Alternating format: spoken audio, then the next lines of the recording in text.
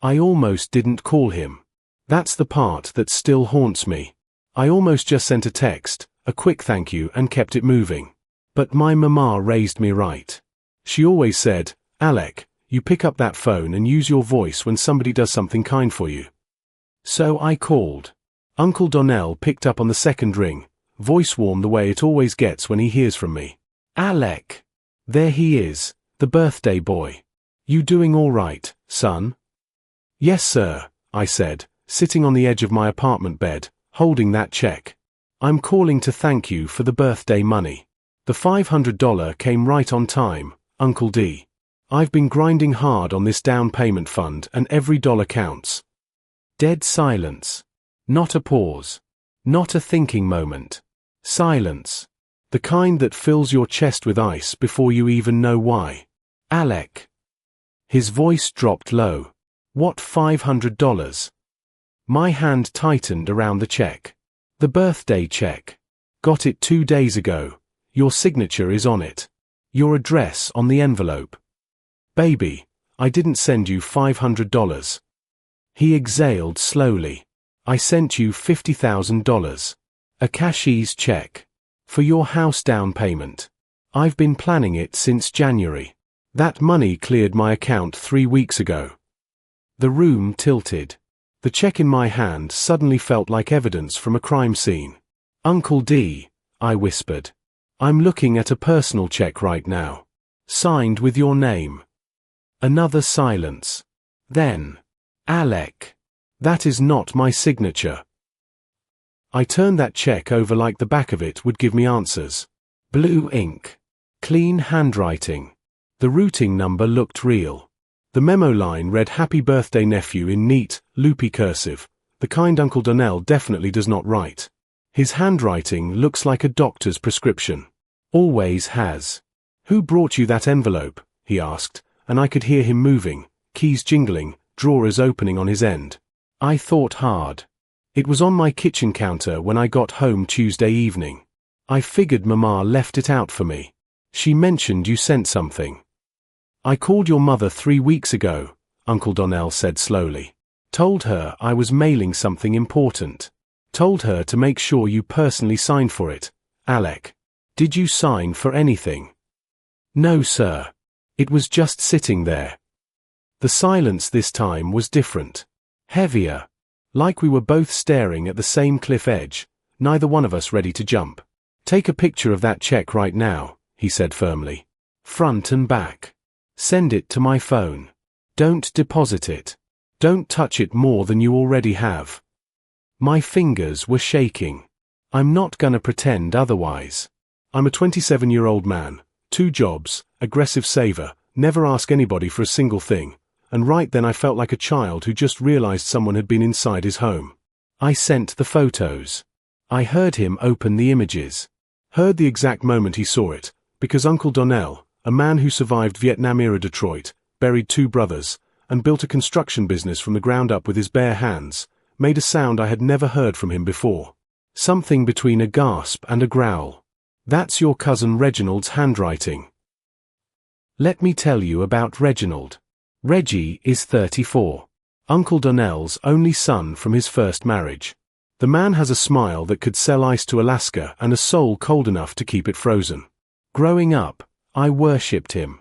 He was older, cooler, always had money somehow, fresh sneakers, a car at 17, a way of walking into rooms like he already knew how everything was going to go. I remember being 12 years old, watching Reggie charm every adult at Thanksgiving dinner. My Aunt Gloria would say, "That boy could talk the devil into going to church." Everyone would laugh. Nobody caught the warning buried inside that joke. As I got older, I started noticing things. Reggie never held a real job longer than 6 months. He always had explanations that sounded reasonable until you thought about them for more than 2 minutes. He borrowed $800 from my mama in 2019 for a business opportunity. We never saw a dime back. Mama never mentioned it again because she didn't want family drama. That's how Reggie operated. He counted on people's grace. He weaponized family love. But stealing $50,000? Intercepting a cashier's check meant to help me buy my first home? I couldn't wrap my mind around it. Not yet. You sure it's him, Uncle D? I asked, voice barely steady. I know my own son's handwriting, Alec. The pain in his voice cut straight through the phone. I've been looking at it my whole life. I stood up and walked to my window. Outside, Atlanta was doing what Atlanta does. Loud, bright, unbothered. Inside my apartment, my entire world was rearranging itself. Where is he? I asked. Uncle Donnell's voice hardened into something I'd never heard from him before. That's exactly what I'm about to find out.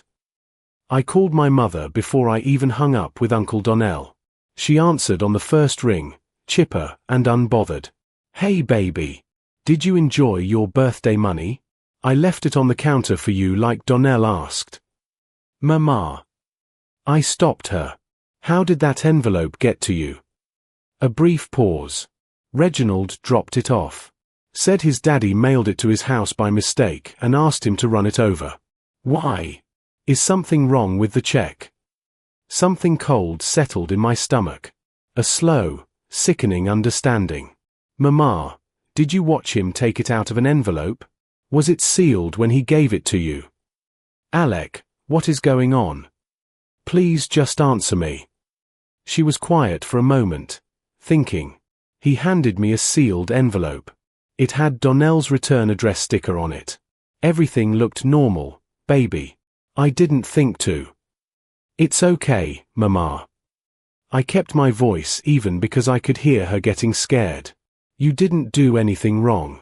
But I need you to think carefully. Did Reggie say anything when he dropped it off? Act strange? Linger around? She thought for a long moment. He asked me if I needed anything from the store. I thought he was just being sweet. She paused. He also asked if you were saving up for a house. There it was. He'd been fishing. Confirming I hadn't seen the real check yet. Making sure the swap was clean. My cousin had stood in my mother's doorway, smiled his charming smile, and handed her a counterfeit envelope containing a fake check for $500, all while somewhere, a $50,000 cashier's check with my name on it sat in his possession. He'd stolen my future. And he'd used my mother to deliver the lie. Uncle Donnell called me back at 9:47 that night. I know the exact time because I was staring at my phone, unable to eat, unable to think, sitting in my dark kitchen like the walls were closing in. I went to my bank, he said without greeting. Pulled the records. Cashier's check number 0047 to 7821, made out to Alec Donnell Williams, $50,000. Mailed via certified mail with signature required to your address 3 weeks ago. It never came to my address, I said. I know. Because I did something I'm ashamed of, Alec. His voice cracked. I trusted Reginald with the tracking number. He called me 2 weeks ago saying the first mail attempt failed. Offered to handle the redelivery. I was busy on a job site. I said okay. There was a long quiet between us. I thought about how hard Uncle Donnell had worked for every dollar he had. How he woke up at 5 a.m. his whole life. How his hands were permanently rough and calloused. How he told me last Christmas, Alec, when you're ready for that house, you let me know. I've been setting something aside. How I'd told him no, I could do it myself. How he'd done it anyway, quietly, because that's who he is. And Reggie had looked his father in the eyes. Offered to help. Then stolen from both of us. We need to file a police report, I said. Already made the call. Detective comes to my house tomorrow morning, 8 a.m. He paused. There's something else. I called Reginald an hour ago. He didn't answer. But Alec, his voice broke fully this time. His girlfriend Tanya called me back. She said Reggie's been talking about buying a car. A 2024 Dodge Charger. He looked at it last week. $48,000. The number hung between us like smoke. He hadn't even waited. I didn't expect to become close with Tanya. Honestly, I barely knew her. She'd been Reginald's girlfriend for about 2 years. Quiet, pretty, always a little watchful at family gatherings. The kind of woman who observes more than she speaks. She called me directly the next morning at 7:15, before the detective even arrived at Uncle Donnell's house. "Alec, I need to talk to you," she said. Her voice was low, careful, like someone speaking around a sleeping threat. "I'm listening, Tanya." "Reggie's been different the last month. Secretive. Cash appearing and disappearing. He told me he came into some money from a side deal." She stopped. "I didn't ask questions. I know I should have. I'm sorry." "Did you see the cashier's check?" A pause that told me everything. "He had an envelope," she said quietly. "He told me not to touch it. It was locked in the glove compartment of his Altima. I saw him take it out once. It was light blue, official looking. He made a call right after, then he was very happy for 3 days straight." "Did you hear the call?" "Parts of it. He said, 'It cleared, it's mine, he won't know until it's too late.'" Her voice wavered. "I thought it was his business stuff. I didn't think, Alec, I swear I didn't know it was your money." I believed her. And I think that scared me more, somehow. Because Reginald had been so casual about it. So comfortable. Like stealing $50,000 from his father and his little cousin was just another Tuesday. "Tanya." I kept my voice steady. "Will you tell the detective what you told me?" She didn't hesitate. "I already called them this morning." Uncle Donnell called a family meeting. I drove the 4 hours from Atlanta to Macon on a Saturday morning, hands tight on the wheel the whole way. Gospel music playing low because it was either that or silence, and I couldn't handle silence right now. The house I grew up visiting smelled like pine cleaner and the ghost of Sunday dinners. My Aunt Beverly, Uncle Donnell's wife, Reggie's stepmother, met me at the door with red eyes and a long hug that said everything her mouth didn't. Reginald was already there. He was sitting at the dining room table looking irritated, like he'd been inconvenienced. Like he was the one owed an explanation. He had on a fresh outfit, a gold chain I'd never seen before, and the same easy smile he'd been wearing since we were kids. "Alec. What's good, cause?" He reached out for a handshake like this was a regular visit. I didn't take it. "Sit down, Reginald." Uncle Donnell's voice came from the hallway. He walked in looking 10 years older than the last time I'd seen him. Grey had crept deeper into his temples. His jaw was set like concrete. He placed a folder on the table. Bank statements. A copy of the cashier's check. The certified mail tracking history. Tanya's written statement. Reggie's smile faded for exactly 1 second. Then it came back, adjusted, rerouted. "Dad, I don't know what." "The tracking shows it was rerouted to a P.O. box registered in your name on October 3rd, Uncle Donnell said, flat and factual. "The cashier's check was deposited at a credit union in Bibb County on October 7th. "Your account. Your signature." The table went quiet. I watched my cousin's face run through 5 different calculations. Then he leaned back and said, "You can't prove that's not a mistake." That sentence, "You can't prove that's not a mistake," sat in the room like a slap. Aunt Beverly made a sound, soft and wounded, from behind me. I turned and saw her cover her mouth with both hands. Because we all knew what those words meant. Not denial. Not shock. Just legal maneuvering. Just a man who got caught calculating how caught he really was. Uncle Donnell didn't raise his voice. That's what shook me most. "Reginald. I am your father." His voice was quiet, controlled, devastating. "I carried you to your first day of school. I paid for your rehab in 2018. I never told a single person in this family about that because I didn't want them looking at you differently. I protected you."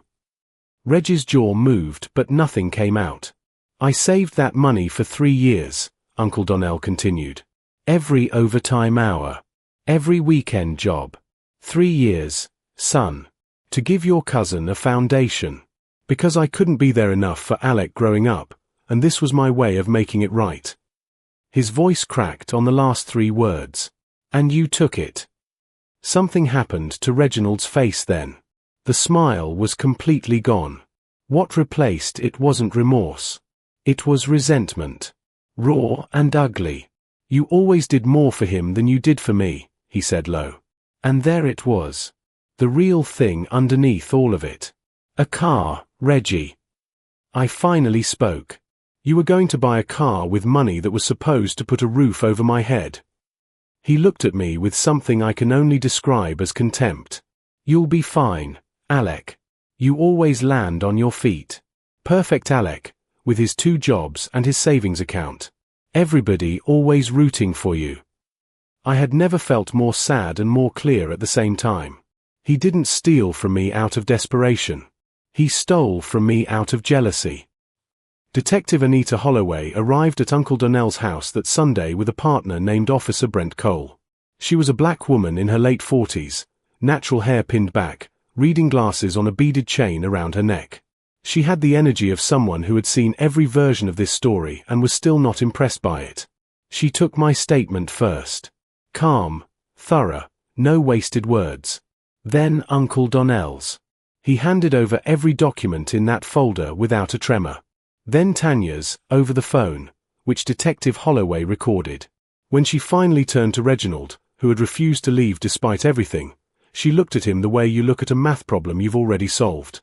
Mr. Reginald Jerome Carter, she said, reading from her notepad. You are being investigated for felony theft by deception, forgery of a financial instrument, and mail fraud. These are federal charges given the use of the Postal Service. Reggie crossed his arms. I want a lawyer. That's your right. She closed her notepad. But I want you to understand something clearly. That cashier's check was deposited 11 days ago. Your account still holds a balance. Which means recovery is absolutely possible. She paused.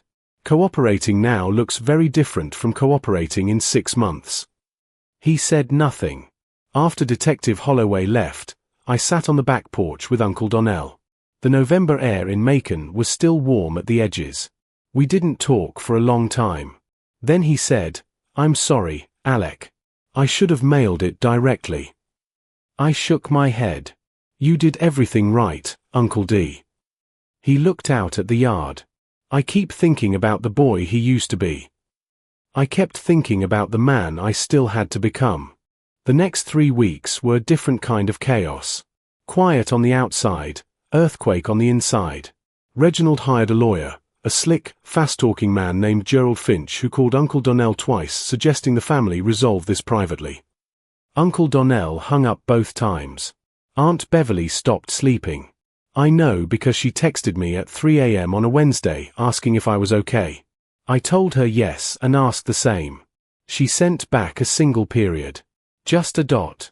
That broke my heart more than most words could. My mama, meanwhile, had fully unraveled. She called me crying one night.